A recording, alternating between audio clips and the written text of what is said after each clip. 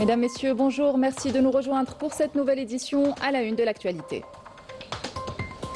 Le président de la République, chef suprême des forces armées, ministre de la Défense nationale, a présidé hier une réunion du Haut Conseil de sécurité consacrée au bilan de l'année 2025 et la prospective de l'année 2026 concernant la défense nationale.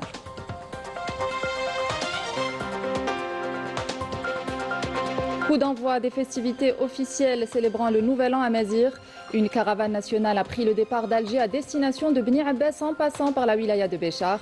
Cette initiative s'inscrit dans le cadre de la valorisation du legs national à Mazir et la consolidation de ses dimensions historiques et civilisationnelles.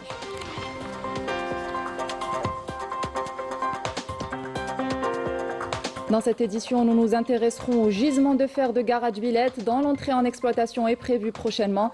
Les habitants de la région y voient un levier majeur de développement économique et de création d'emplois. Vous avez sûrement déjà entendu sa voix dans les stades africains. Moh Green, ce DJ reconnu, a décidé de mettre son expérience au service des talents du continent en créant un concours musical 100% digital.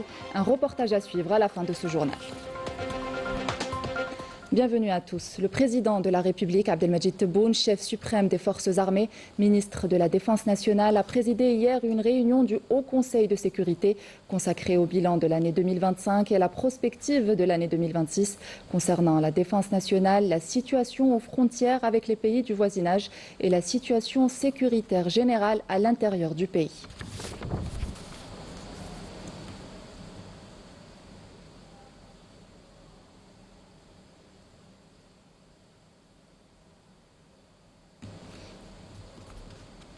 À l'occasion des festivités officielles célébrant le Nouvel An à Mazir de 1976, une caravane nationale a pris le départ d'Alger à destination de la wilaya de Bni Abbas, en passant par la wilaya de Béchar, dans le cadre du programme intégral tracé par le Haut Commissariat à la Mazérité. Le coup d'envoi de cette initiative, qui s'inscrit dans le cadre de la valorisation du legs national à Mazir et la consolidation de ses dimensions historiques et civilisationnelles, a été donné par le président du Conseil de la Nation, Azouz Nasri, le président de l'Assemblée populaire nationale, Brahim Bourali, le secrétaire général du Haut Commissariat à la Mazérité, Sil Hashmi Assad, et la déléguée nationale à la protection de l'enfance, Myriam Cherfi. Le programme des festivités, qui a été entamé par le départ du train de la gare de l'aéroport Houari Boumediene à destination de Abadla Béchar, avant de poursuivre le voyage par route vers Bni Abbas, sera assorti de plusieurs activités éducatives et culturelles à bord des wagons du train, notamment la bibliothèque mobile à espace numérique, des ateliers artistiques et éducatifs pour l'apprentissage de la langue amazigh, ainsi que des expositions d'un raconteur pour faire connaître l'héritage culturel national. Je vous propose d'écouter ces déclarations. Le lancement du train reliant le centre au sud de l'Algérie constitue une occasion majeure de célébrer Yennayer à travers tout le territoire national, un événement fédérateur pour l'ensemble des régions du pays. Nous saluons et soutenons cette initiative. Dès la semaine prochaine, tous les événements et activités du Conseil populaire national auront un représentant parlant en langue amazigh, afin de toucher toutes les régions et leurs habitants. Pour cela, nous allons recruter des cadres et spécialistes de la langue amazigh avant la fin de l'année. Cette démarche s'inscrit dans la politique du président de la République visant à renforcer et affirmer l'identité nationale. Cette idée de faire le chemin de fer, parce que nous voulons transmettre ce message fort, l'Algérie prospère, c'est la voie ferroviaire. Cette collaboration aussi exceptionnelle avec la CNTF qui nous accompagne, mais aussi cette mobilisation de beaucoup de partenaires. C'est pour aussi véhiculer un message fort, l'Algérie plurielle, avec notre slogan choisi de Bni Abbas, Yennayer illumine l'Algérie victorieuse. Donc on va le traduire par beaucoup d'activités à Bni Abbas, dès l'accueil de cette délégation, avec les responsables locaux, les autorités de la wilaya de Bni Abbas. Il y aura aussi un moment fort, c'est l'inauguration d'une fresque à l'entame des activités, l'inauguration d'un Qsar rénové, c'est aussi dans le programme de cette initiative, mais on a aussi un colloque bien sûr, une cérémonie d'ouverture grandiose, c'est-à-dire une parade officielle et populaire, et on clôture l'événement avec une cérémonie, la remise du prix du président de la République qui a sa 6e édition.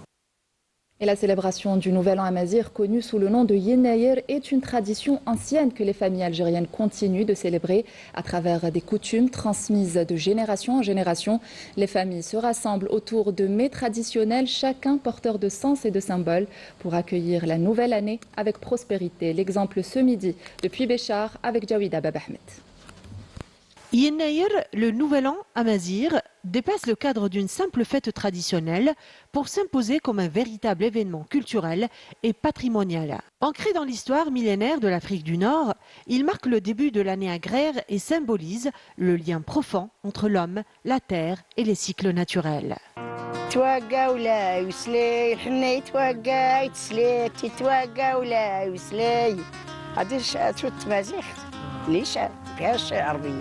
Célébré chaque 12 janvier, Yennayer porte en lui des valeurs d'espoir, de prospérité et de continuité. À cette occasion, les régions s'animent et offrent aux visiteurs un riche tableau de pratiques ancestrales.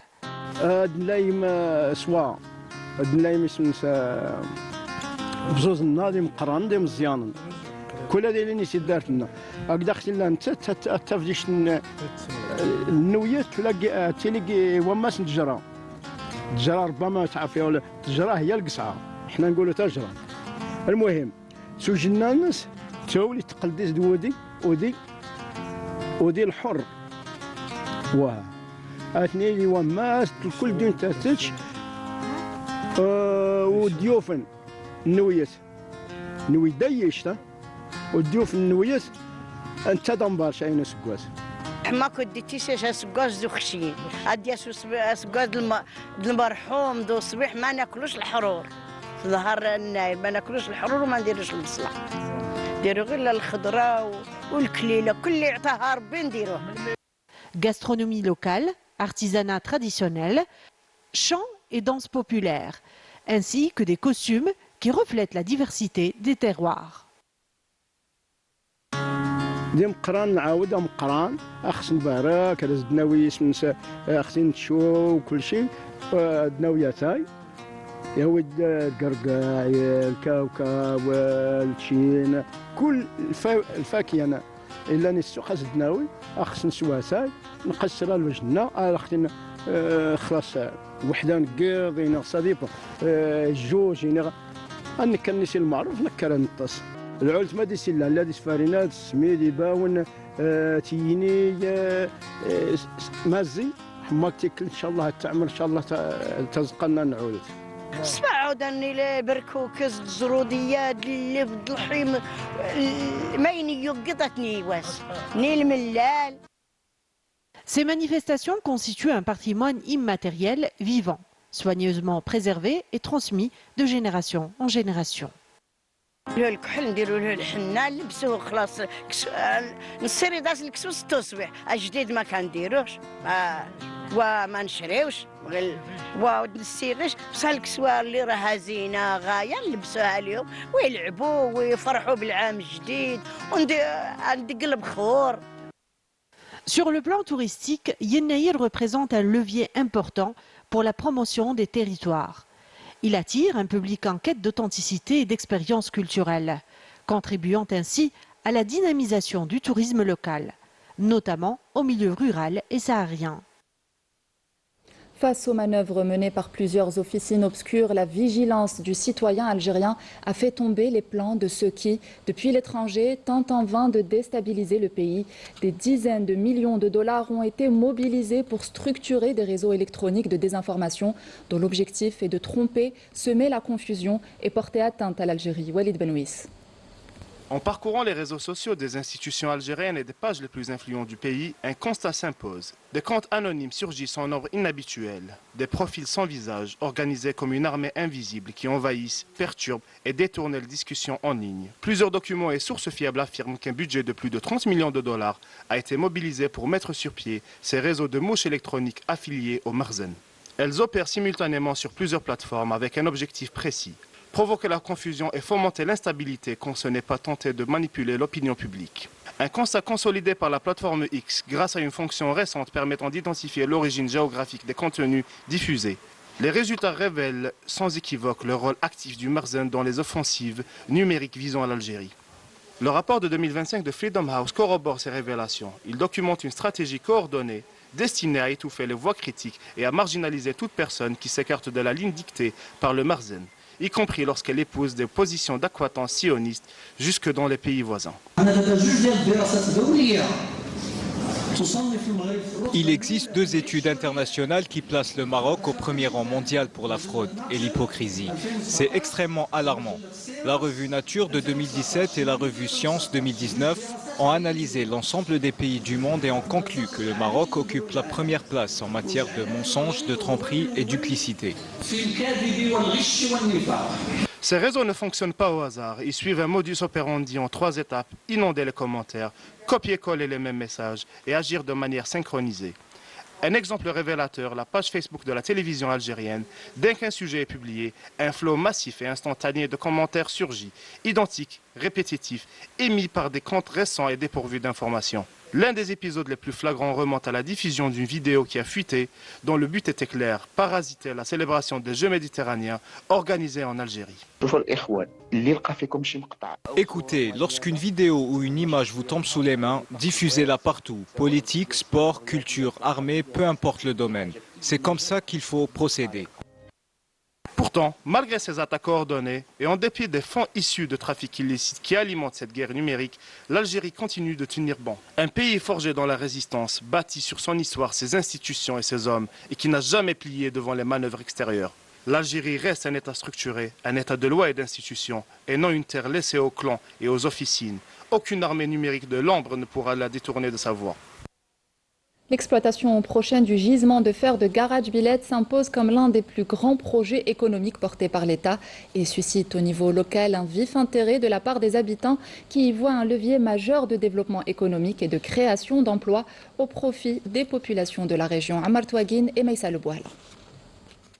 S'inscrivant dans une stratégie globale de diversification de l'économie nationale et de renforcement de l'industrie locale, le méga-projet de gisement de fer de Garage Billet constitue un moteur de développement économique pour la région, tout en générant une dynamique de croissance durable et en offrant de larges opportunités d'emploi, notamment pour les jeunes.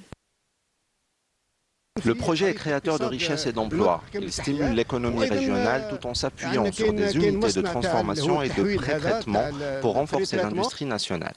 Dans une démarche de valorisation du minerai de fer, le groupe Sider El Hadjar a lancé un projet de réalisation d'une usine de traitement primaire du minerai. Cette dynamique s'inscrit dans la stratégie de l'État visant à mettre en place une industrie minière nationale solide et performante. Le projet a généré de nombreux emplois pour les jeunes et ouvre de larges perspectives économiques et sociales pour la région.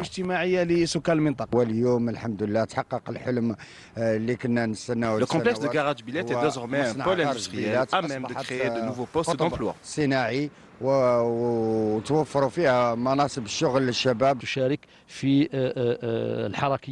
Le projet favorisera l'intégration économique et l'emploi des jeunes diplômés et cadres qualifiés.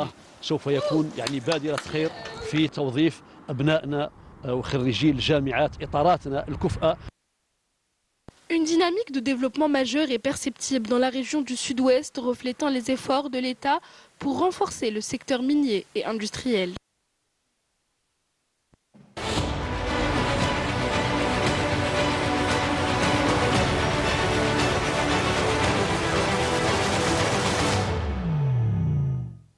Au Maroc, la précarité sociale ne cesse de croître. Les opérations de démolition des habitations se poursuivent, laissant de nombreuses familles sans abri en pleine période hivernale. Elles se retrouvent ainsi jetées à la rue sans aucune solution alternative.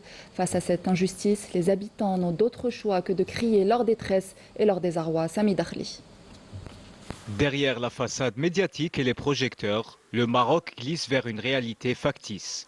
Dans plusieurs régions, des familles entières pleurent en silence leurs maisons détruites et leurs enfants déracinés. Sous le bruit des bulldozers, des foyers sont rasés en quelques heures, effaçant des années de vie.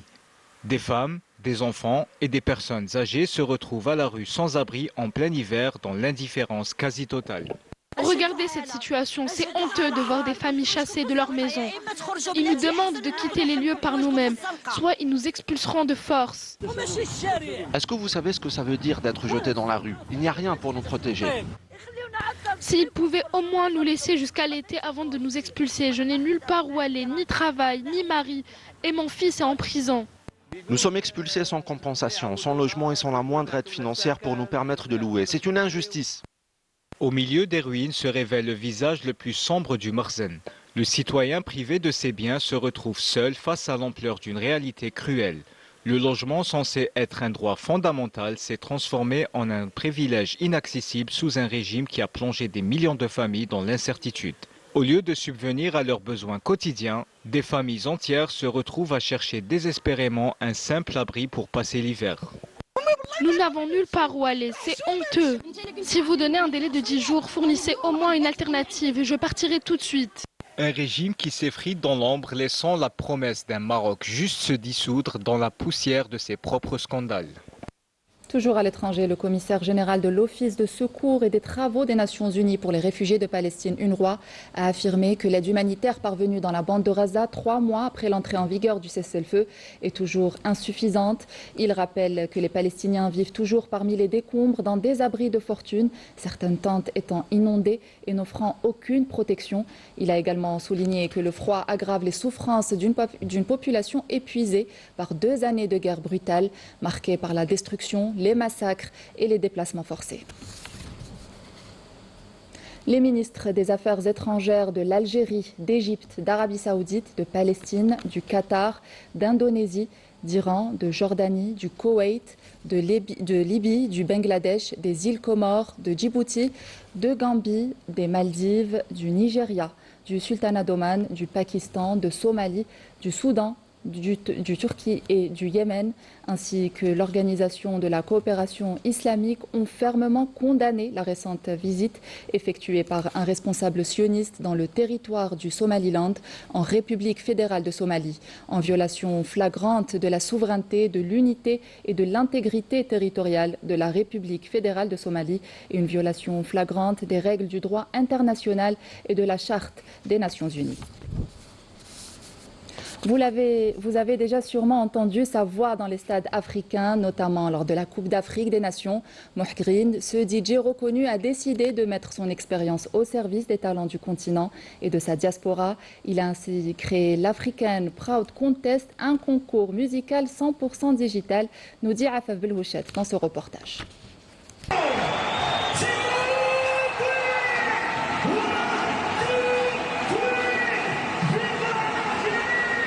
C'est un visage et une voix devenus familiers dans les stades africains, comme ce jour où il annonçait les 11 des Verts face au Burkina Faso, au cœur d'une Coupe d'Afrique en fusion. J'ai eu de la chance de composer l'hymne national de la Coupe d'Afrique des Nations en 2019, quand l'Algérie a gagné, et de la faire en indépendant, et de réunir plus de 50 artistes et de représenter l'Algérie à travers le monde. Je retiens un magnifique souvenir parce que déjà l'Algérie l'a gagné et c'était important pour moi de transmettre et de réunir en musique parce qu'il y a le foot, il y a la musique, il y a le fait d'être comédien, qu'on réunit les personnes sans frontières et je le fais depuis que je suis petit grâce à toutes mes collaborations. C'était une suite logique. Lui, c'est Moh Green, DJ reconnu, compositeur, producteur, un homme de musique, mais aussi de transmission. Ce jour-là, changement de décor dans ce studio parisien. Il ne répète pas un concert, il construit une prise de parole, un projet et surtout une vision. De transmettre, mais grâce au numérique, de créer un pont à travers tous les artistes et de travailler avec les autres pays, que l'Algérie le fait déjà avec plusieurs actions dans le numérique, dans la start-up. Et le numérique, c'est le meilleur moyen, connecté, on n'a pas besoin de visa, on peut traverser le monde à la seconde. Cette vision a un nom, African Proud Contest, un concours musical africain 100% digital, pensé pour l'ère du numérique et pour les diasporas mondiales. Et par exemple, moi je veux voter pour l'Algérie, donc je clique sur le nom, sur Sarzi, voter maintenant. Donc ils ont le droit à 20 votes par jour.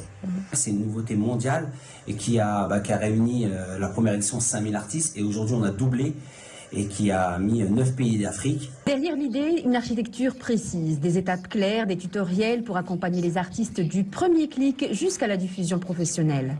Pour Moh Green, ce concours va au-delà de la musique. Il s'agit de structurer des parcours, d'accompagner des talents et de transmettre les codes d'une industrie exigeante.